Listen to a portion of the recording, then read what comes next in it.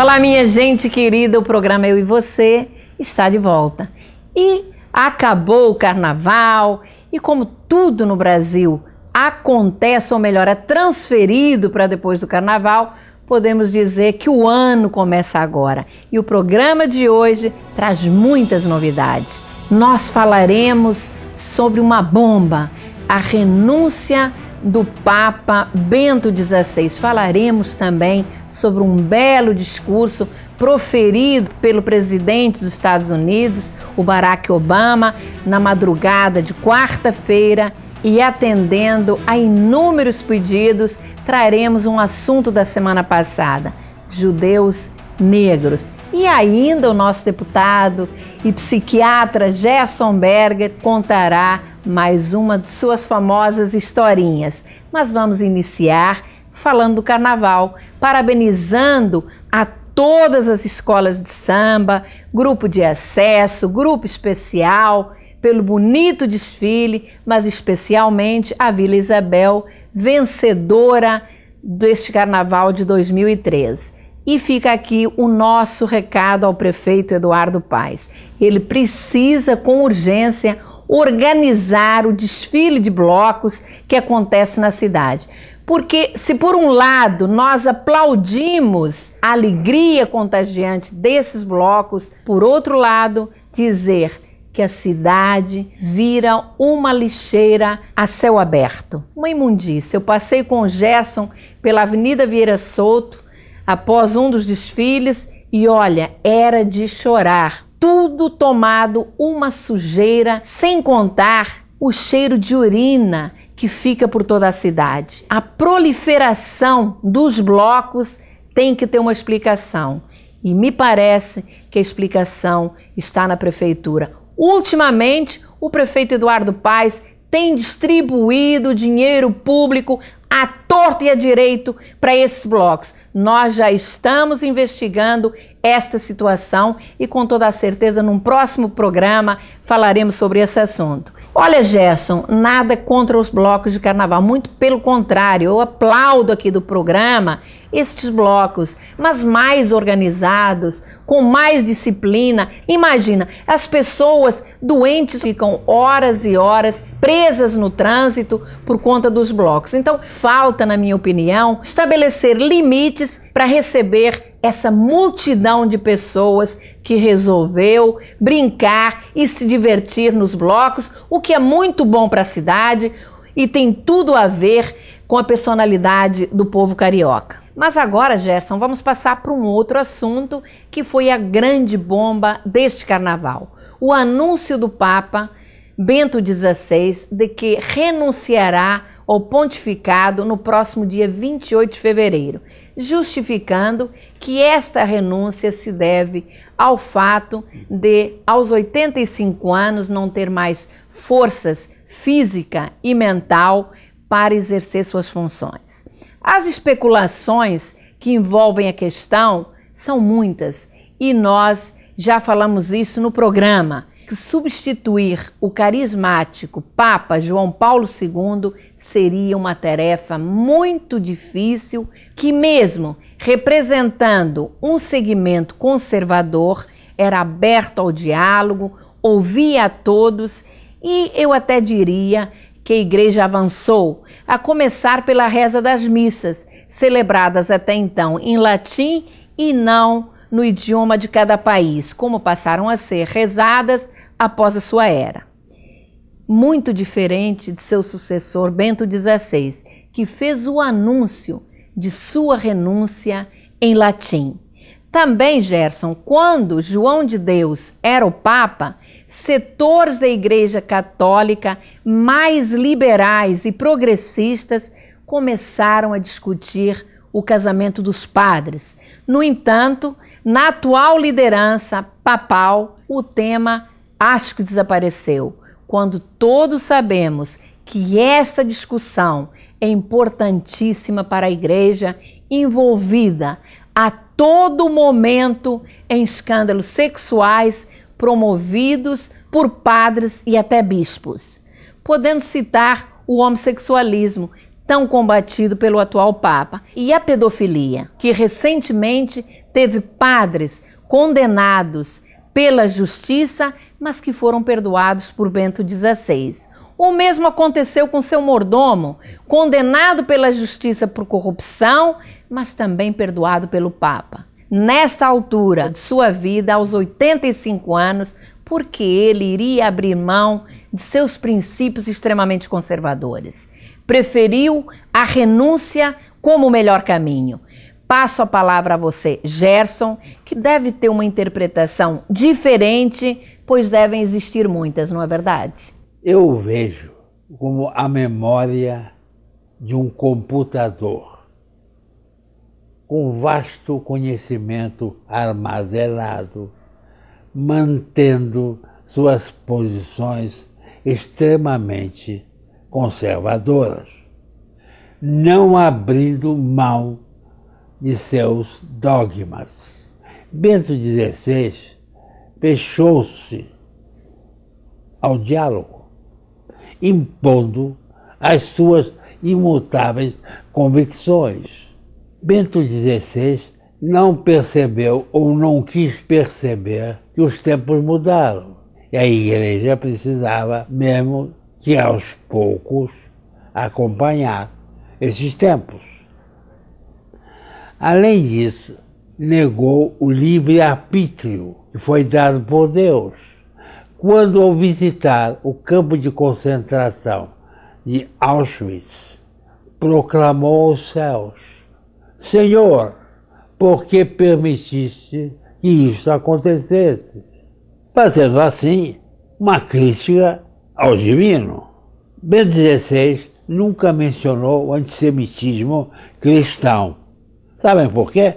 Em 29 de novembro de 1961, Ratzinger, seu nome antes de se tornar Papa, foi designado pelo Vaticano como prefeito da Congregação para a Doutrina da Fé, antiga Inquisição, e lá permanece até hoje. Omitiu o mal que a Igreja fez aos judeus, bem diferente de seu antecessor, João Paulo II, que pediu perdão aos judeus pelos atos cometidos pela Igreja na Inquisição, classificando-os de seus irmãos mais velhos. Bento XVI deixa lembranças de declarações muito infelizes à frente do papado, como por exemplo aquela quando numa palestra na Bavária, onde nasceu, citou um imperador bizantino do século XIV, que afirmava que o Islã havia sido difundido pela espada, concluindo que o Islã é um mal para a humanidade. Imaginem que declaração infeliz. Mas em visita à África, não abrindo mão de seu conservadorismo contra o uso de qualquer tipo de anticoncepcional, declarou o seguinte: o uso de preservativos na luta contra o HIV está agravando o problema. Que absurdo! Uma região que tem o maior índice de contaminação da doença no mundo. Houve protestos de todas as partes do planeta, mas o Papa manteve o silêncio. Não ficou somente nisso. Um mês depois, judeus e cristãos ficaram indignados quando Bento XVI decidiu revogar a excomunhão de 4 bispos tradicionalistas, incluindo um que negava abertamente a existência do Holocausto nazista. Teresa, por tudo isto e o que você citou, fica a minha opinião. Diante de tantos conflitos com o mundo, não lhe restou outro caminho senão recolher-se a um frio mosteiro com seu conservadorismo, talvez esperando o que até agora não conseguiu, um contato ou resposta de Deus aos seus posicionamentos, em especial a crítica que fez ao Senhor em Auschwitz. Lembram-se? Deus, Senhor, como permitistes que isto acontecesse? Ele está esperando. Mas, Gerson, na madrugada da última quarta-feira, com muito interesse, assistimos na íntegra ao discurso proferido no Congresso americano pelo presidente dos Estados Unidos, Barack Obama. Falou de um programa de governo voltado para o crescimento da classe média e dos menos favorecidos. A começar pela proposta de aumento do salário mínimo, onde ele questionou como pode um chefe de família americana viver com um salário de $1.450, propondo um aumento para $9 por hora de trabalho. Imaginem se esses trabalhadores vivessem no nosso Brasil, onde o salário mínimo é pouco mais que $300 mensais. Obama falou do aumento dos impostos, mas somente para ricos, de forma contundente, propondo banir a venda de armas semiautomáticas e citando a facilidade com que são adquiridas hoje em dia nos Estados Unidos, o que pode ter sido uma das causas de várias tragédias ocorridas com jovens na América, inclusive a mais recente, em Connecticut. Obama também não esqueceu as mulheres e o direito a uma justa remuneração salarial. Propôs ainda, Gerson, como você sabe, uma mudança no sistema de votação americano, chegando a citar o absurdo do eleitor ficar por 6 horas na fila, debaixo de chuva e frio, para fazer valer o seu direito de cidadão e votar. O discurso de Obama, como disse antes, foi de fortalecimento da classe média, aplaudido de pé pelos democratas, mas que pelas expressões que apareciam na tela não agradou muito aos republicanos, que em raros momentos manifestaram entusiasmo, apesar de sempre citados por Obama, que ressaltou que suas propostas não eram apenas de seu governo, nem de partidos, mas de responsabilidade de todos em benefício da nação. Por isso, deveriam ser aprovadas pelo Congresso americano. Gerson, gostaria que você comentasse o discurso do presidente americano e sua tática em relação ao Partido Republicano. Beleza. Dessa vez, você me deixou numa saia justa. Obama quis chamar a mesma responsabilidade do partido de oposição, a começar pelo controle de venda de armas, para as quais os republicanos sempre se mostraram pouco sensíveis.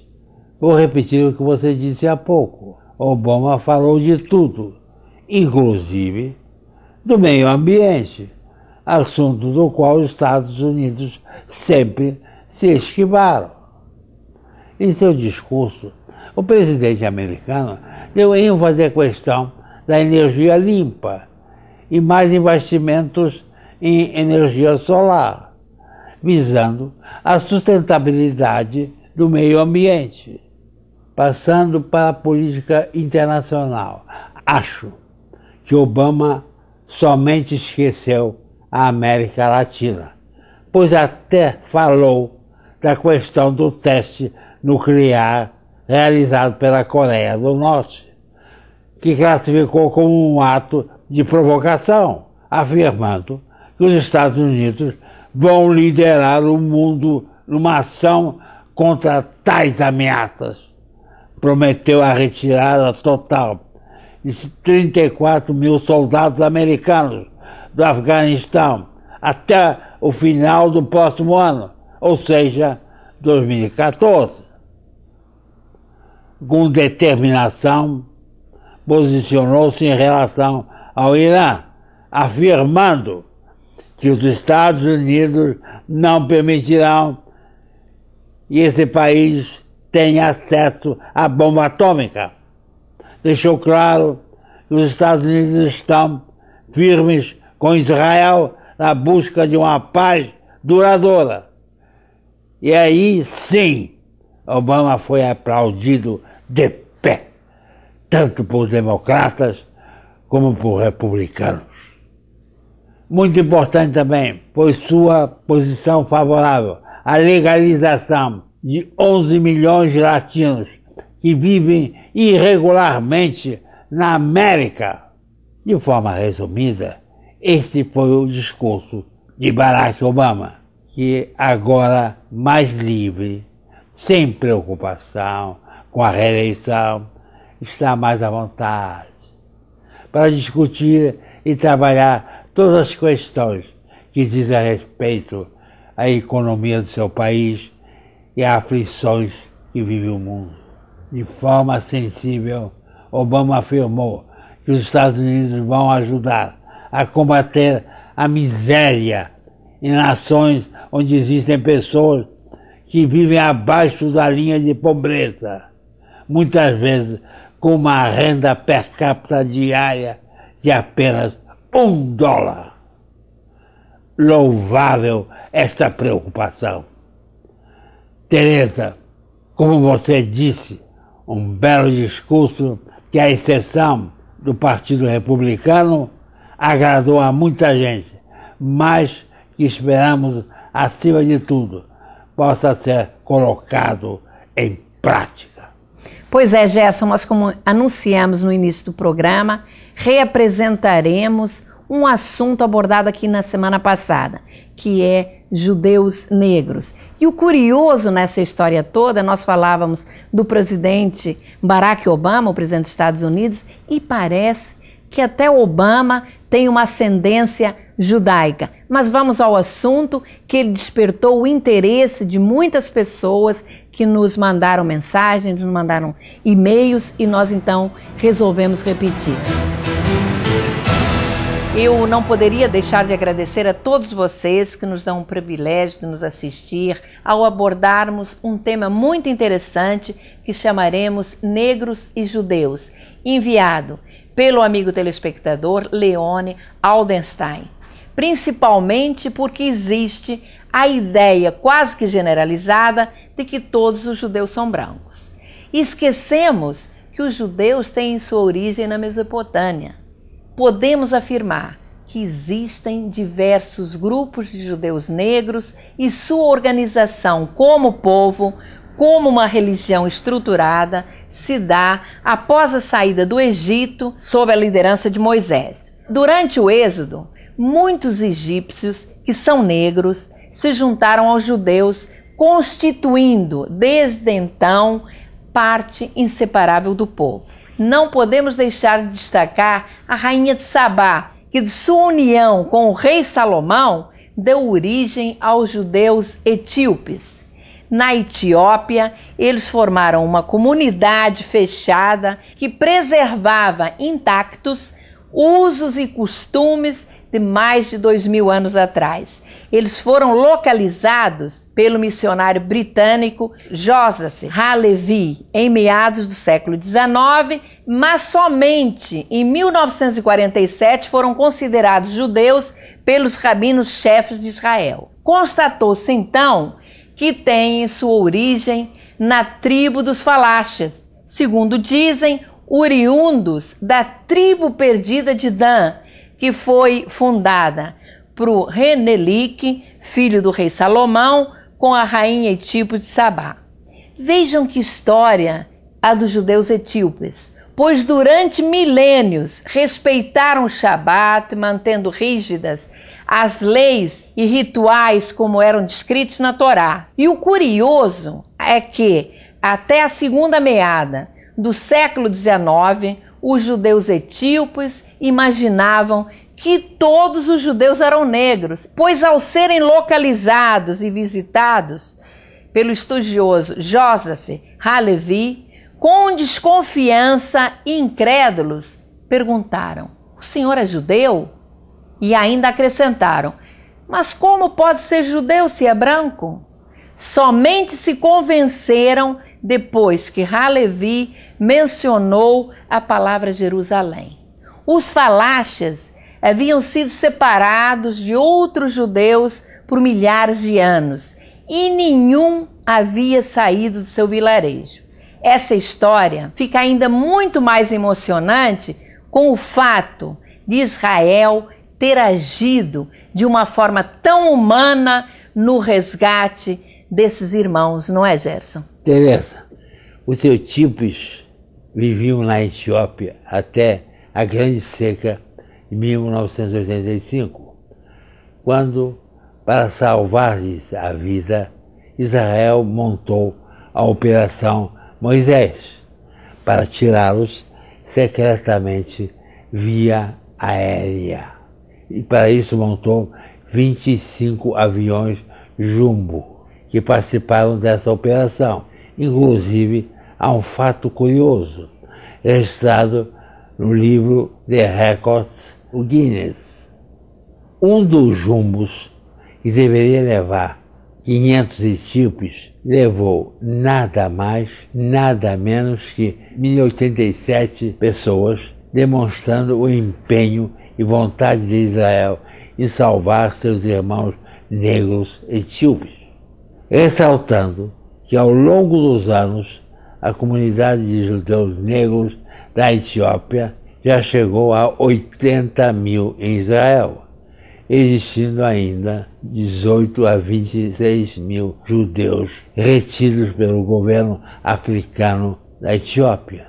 Uma pena, pois os judeus etíopes que foram para Israel, além de terem chegado muito magros, famintos, problemas de doenças, semelhantes aos encontrados nos sobreviventes dos campos de concentração, hoje eles são parte integrante da sociedade israelense. Lembrando que Israel foi o único país a retirar negros da África para lhes dar vida, conforto, estudo, trabalho, cultura e dignidade. O assunto merece um outro capítulo, pois além desses judeus negros, etíopes, há também um outro povo africano, da tribo dos Lembas. Além dos Abayudaias de Uganda, e os Igbos da Nigéria e o grupo Tutsis de Ruanda, isto apenas na África, sem falar dos judeus da Índia e dos afrodescendentes americanos. Um nome de destaque é Sammy Davis Jr. Vocês se lembram? Amigo do Sinatra. E há aqueles que dizem que o presidente Obama tem uma ascendência judaica. Dizem. O judaísmo, ao contrário do que afirma a propaganda antissemita, nunca foi racial. E não há nenhuma razão para que uma pessoa negra não possa ser judia, pois existem milhares de judeus negros, como acabamos de explicitar. Mas nós voltaremos ao assunto, que é de vasta cultura e muito interessante. Prometo. É surpreendente o assunto e, como eu disse, despertou o interesse de muita gente. Mas o nosso deputado e psiquiatra Gerson Berger, na semana passada, contou uma historinha sobre a morte. E, curiosamente, esta semana, ele assistiu a uma entrevista de Miguel Falabella, também sobre o assunto. Eu gostaria que você relatasse isso para nós e a seguir contasse a famosa historinha prometida no início do programa. Muito bem. Eu assistia pela televisão uma entrevista feita com o Falabella sobre sua vida como ator. E o entrevistador fez uma pergunta a ele: o que é que você acha da morte? A morte, no primeiro momento, me assusta, mas depois eu penso susto e a morte vai se sucedendo uma atrás da outra e vamos levando a vida. Em relação à morte que você me pede, mais uma das minhas historinhas que está ligada à vida, vou contar uma das histórias que eu já contei uma vez, mas vou repetir. Tinha um senhor vinha carregando numa encosta acima um fardo enorme de lenha nas costas. E quando chegou lá em cima, cansado, ele jogou aquele fardo no chão e exclamou: não aguento mais, tomara que a morte me leve de uma vez. No mesmo momento, desceu o anjo da morte. Você me chamou? Eu te chamei? Não. Já que você está aqui, aproveita, me ajuda a colocar o feixe de lenha nas costas, porque eu tenho um grande caminho para percorrer. É assim que nós temos que esquecer a morte, pensar na vida, naquilo que podemos produzir. É preciso saber viver. E a vida tem coisas muito importantes, muito gostosas, e precisamos ter inteligência e saber usá-las com a nossa perspicácia. Um beijo para vocês e viva a vida. Muito bem, Gerson, que lindo. Viva a vida. E você repetiu aquilo que eu, na semana passada, até cantei. O que precisa é sabermos viver. Obrigada, Gerson, pela excelente participação no programa. A você que nos assiste, o nosso agradecimento muito especial. Tenha uma excelente semana e nos encontramos no próximo domingo, às 12 horas, aqui na CNT. Até lá! Até lá!